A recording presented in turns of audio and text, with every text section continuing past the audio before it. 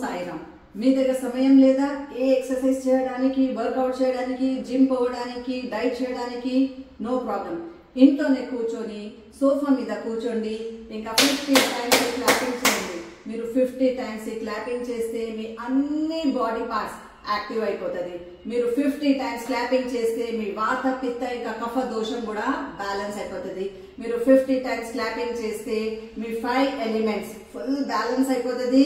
ఇంకా మీరు క్లాపింగ్ చేస్తే మీ 7 చక్రాస్ కూడా రేజ్ అయిపోతుంది. చేస్తే మీకే బ్లెస్సింగ్స్ అది.